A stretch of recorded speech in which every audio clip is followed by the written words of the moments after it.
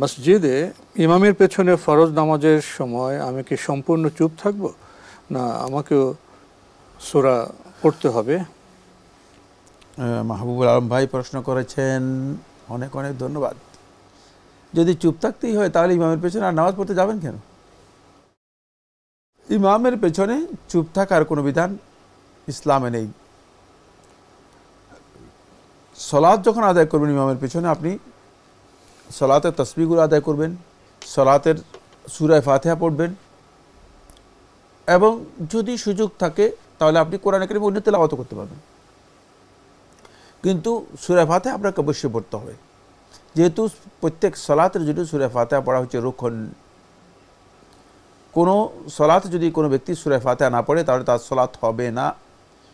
এই ফতোয়া আমি ব্যক্তিগতভাবে ব্যক্তির ফতোয়া নয়, বা কোনো আলেমের ফতোয়া নয়, বা কোনো মুজতাহিদের ফতোয়া নয়, এটা সরাসরি রাসূলুল্লাহ সাল্লাল্লাহু আলাইহি ওয়াসাল্লামের ফতোয়া। সুতরাং কোনো আলেম যদি ফতোয়াকে তিনি ডিনাই করেন, তিনি রাসূলুল্লাহ সাল্লাল্লাহু আলাইহি ওয়াসাল্লামকে ডিনাই করলেন, রাসূলুল্লাহ ফতোয়াকে ডিনাই করলেন। রাসূলুল্লাহ সাল্লাল্লাহু আলাইহি ওয়াসাল্লাম বলেছেন, লা সালাতা লিমান লাম ইয়াকরা বিফাতিহাতিল কিতাব, যে ব্যক্তি সূরা ফাতিহা পড়ল না তার সলাত হবে না, তার সলাত নেই, তার এই সলাত আল্লাহ তাআলার কাছে সলাত না। সুতরাং সূরা ফাতিহা আপনাকে অবশ্যই পড়তে হবে।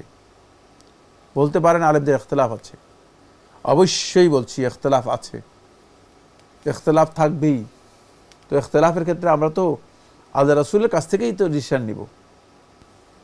ইখতিলাফ থাকবে আলেমদের, কোনো না কোনো কারণে এই মাসআলার মধ্যে আলেমদের মধ্যে ইখতিলাফ হয়েছে, এবং শুধু ইখতিলাফ হয়েছে তা নয়, বরং এই ইখতিলাফ নিয়ে আলেমদের মাঝে বিস্তর সমালোচনা, পর্যালোচনা এবং অনেক উত্তর প্রতি উত্তর, প্রতিখণ্ডন, খণ্ডন সবটাই হয়েছে। কিন্তু ফতোয়া নিতে হবে রাসূলুল্লাহ সাল্লাল্লাহু আলাইহি ওয়াসাল্লামের কাছ থেকে, যেহেতু রাসূলুল্লাহ সাল্লাল্লাহু আলাইহি ওয়াসাল্লাম ক্লিয়ার করে দিয়েছেন, আর আল্লাহ রাব্বুল আলামিন কোরআনের মধ্যে ক্লিয়ার করে দিয়েছেন, ফাকরাউ মা তায়াসসারা মিনাল কোরআন, তোমরা কোরআন থেকে সালাতের মধ্যে আমাদেরকে নির্দেশ দেওয়া আছে, যতটুকু সম্ভব তোমরা তেলাওয়াত করো। আর সেটাকে রাসূলুল্লাহ সাল্লাল্লাহু আলাইহি ওয়াসাল্লাম সরাসরি হাদিসের মধ্যে ডিফাইন করে দিয়েছেন, সেটা হচ্ছে সূরা ফাতিহা পড়লেই আপনার সালাত হয়ে যাবে। তাই সূরা ফাতিহা আপনাকে পড়তে হবে। সূরা ফাতিহা যদি আপনি না পড়েন তাহলে আপনি চুপ থাকবেন, আপনার সালাত হবে না। এছাড়াও সূরা ফাতিহা যদি পড়ার পরে আপনার সময় থাকে, আপনি অন্য সূরাও ইমামের সাথে পড়তে পারেন, তেলাওয়াত করতে পারেন। এবার আমি আপনাকে প্রশ্ন করব, আপনি আলোচনা করতেছেন সালাতের কেরাত নিয়ে, আপনি যখন রুকুতে যাবেন কি করবেন? চুপ থাকবেন? সেজদায় যাবেন চুপ থাকবেন? তারপর রুকুতে যাওয়ার সময় কি চুপ থাকবেন? অবশ্যই আল্লাহু আকবার বলে যেতে হবে। রুকু থেকে ওঠার পরে অবশ্যই আপনাকে রব্বানা ওয়া লাকাল হামদ যদি মুক্তাদি হয়ে থাকেন বলবেন, আর যদি ইমাম হয়ে থাকেন সামি আল্লাহু লিমান হামিদা রব্বানা ওয়া লাকাল হামদ বলবে। অবশ্যই ওই মাসালার মধ্যে খেলাফ রয়েছে, কেউ কেউ বলছেন যে মুক্তাদিও সামি আল্লাহু লিমান হামিদা বলবে, তবে বিশুদ্ধ বক্তব্য হচ্ছে মুক্তাদি শুধুমাত্র রব্বানা ওয়া লাকাল হামদ বলবে।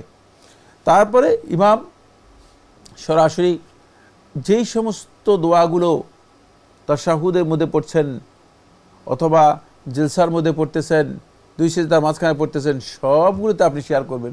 তো সেগুলোতে শেয়ার করতে পারলে আপনি কোরআনে কারীমের তেলাওয়াতের মধ্যে শেয়ার করবেন না, এটা কিভাবে হতে পারে? এটা একটা অযৌক্তিক বক্তব্য, এটা যুক্তির দিক থেকেও গ্রহণযোগ্য নয়, আর দলিলের দিক থেকে তো মোটেও গ্রহণযোগ্য নয়। সুতরাং যারা বলছেন যে আপনি তেলাওয়াত করবেন না, চুপ থাকবেন, তো চুপ থাকার জন্য সালাত কিভাবে হতে পারে? চুপ থাকা সালাতের মধ্যে মুনাফিকের লক্ষণ।